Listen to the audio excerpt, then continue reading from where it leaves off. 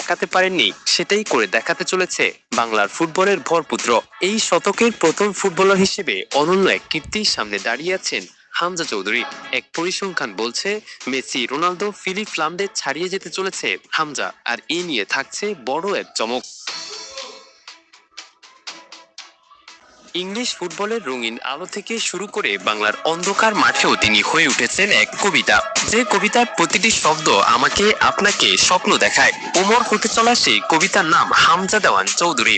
হামজা চৌধুরী নামটা শুনলেই চোখের সামনে ভেসে ওঠে সাবেক ইংলিশ প্রিমিয়ার লিগের এক ফুটবলারের ছবি। নতুন করে আবার তার বাহুতে জড়াতে যাচ্ছে লেস্টার সিটির অধিনায়কের আর্মব্যান্ড। তবে এসব ছাপিয়ে হামজার বর্তমানে সবচেয়ে বড় পরিচয় তিনি বাংলার ফুটবলের রূপান্তরকারী এক ব্যক্তিত্ব। এক হামজার কল্যাণে এখন পুরো জাতির স্বপ্ন আকাশ ছোঁয়া। তার জন্যই বাংলার ফুটবলের দৈন্যতা কেটেছে, তার কারণে বাংলাদেশ ফুটবলের এখন রৌদ্রোজ্জ্বল দিন ফিরে এসেছে। সাবেক প্রিমিয়ার লিগ মিডফিল্ডার এই ফুটবলার যখন বাংলাদেশের জার্সিতে মাঠে নামলেন তখন থেকে শুরু হলো নতুন ইতিহাস, আর সেই ইতিহাসে যুক্ত হতে যাচ্ছে এক অনন্য রেকর্ড। হ্যাঁ, এই রেকর্ডটি তিনি গড়লে ছাপিয়ে যাবেন মেসি, রোনালদো সহ ফিলিপ লামদের মতো ফুটবল কিংবদন্তিদের। এখন প্রশ্ন উঠতে পারে কিভাবে? এর উত্তর খুঁজতে হলে জানতে হবে বাংলাদেশের অধিনায়কের দায়িত্ব আগামীতে কার কাঁধে উঠছে।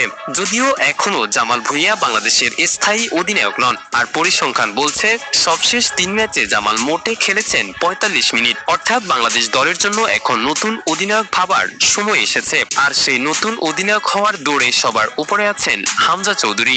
সিঙ্গাপুরের বিপক্ষে ম্যাচে মাঠে তার লিডারশিপ চোখে পড়েছে। রেফারির বিতর্কিত সিদ্ধান্তে ম্যাচ পরিচালকদের সঙ্গে নেতৃত্বের ভঙ্গিতে কথা বলেছেন। ম্যাচ শেষে গ্যালারির সামনে গিয়ে দর্শকদের অভিনন্দন জানিয়েছেন, এমনকি তরুণ খেলোয়াড় ফাহমিদুলকে বুকে টেনে সান্ত্বনাও দিয়েছেন। সব মিলিয়ে এক কথায় বলা যায় হামজাই হতে চলেছেন বাংলার আগামীর অধিনায়ক। শুধু আনুষ্ঠানিক ঘোষণাই বাকি।